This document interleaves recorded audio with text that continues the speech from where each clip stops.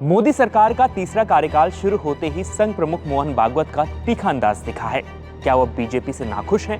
क्या बीजेपी और संघ के बीच कुछ ठीक नहीं चल रहा है? आरएसएस चीफ ने मणिपुर को लेकर जो कुछ कहा है, क्या वह सरकार पर निशाना था? मोहन भागवत ने कहा, सच्चा सेवक कभी घमंड नहीं करता है। क्या है इस बयान के मायने, आइए आपको समझाते हैं। तो मोदी सरकार के शपथ ग्रहण समारोह के ठीक एक दिन बाद संघ प्रमुख मोहन भागवत ने मणिपुर चुनाव में राजनीतिक दलों के रवैये और काम करने के तरीके पर जोरदार भाषण दिया, जिसके बाद से ही इस भाषण को बीजेपी से जोड़ा जा रहा है।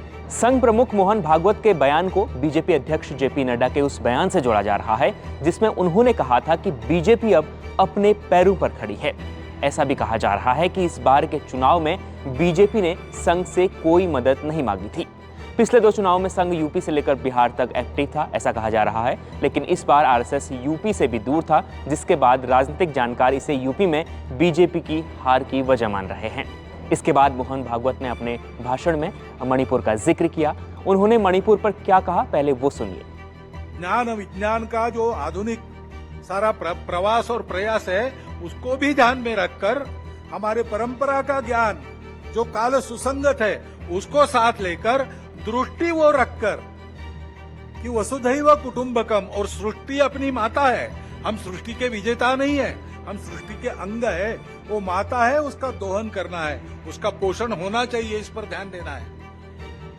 उस ढंग से विकास की रीति, उस ढंग से अपने विकास के प्रतिमान हमको बनाने पड़ेंगे। उसके लिए देश में शांति चाहिए। जगह जगह और समाज में कलह ये नहीं चलता। अब 1 साल से मणिपुर शांति की राह देख रहा है। उसके पहले 10 साल शांत रहा। पुराना गन कल्चर समाप्त हो गया ऐसा लगा, और अचानक जो कलह वहां पर उपज गया या उपजाया गया, उसकी आग में अभी तक जल रहा है, त्राही त्राही कर रहा है। कौन उस पर ध्यान देगा?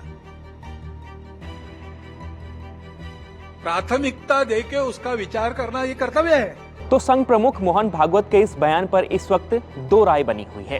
पहली राय यह है कि इसे लोग प्रधानमंत्री नरेंद्र मोदी पर निशाना मान रहे हैं। कांग्रेस समेत विपक्षी पार्टियां इस पर बीजेपी को घेर रही हैं।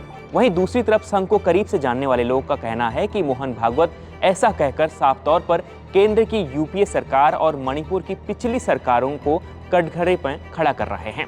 हालांकि मणिपुर पर भागवत का बयान और संघ का पिछले कुछ वक्त से जो रवैया नजर आ रहा है, वह ऐसा दर्शाता है कि यह जो सीधा सीधा था, मौजूदा सरकार पर उनका कटाक्ष था। बीजेपी को लेकर और उनकी हार को लेकर संघ के मुखपत्र में भी लिखा है कि बीजेपी कार्यकर्ता अति विश्वास में डूबे थे और वह आम लोगों की आवाज तक नहीं पहुंच पाए। तो पिछले कुछ दिनों से जो कुछ संघ और बीजेपी के बीच में दिखाई दे रहा है, वो यह दर्शाता है कि भागवत के निशाने पर इस बार विपक्ष नहीं था। बाकी इस खबर पर आपकी क्या राय है, कमेंट कर जरूर बताएं। साथ में देखते रहें India.com।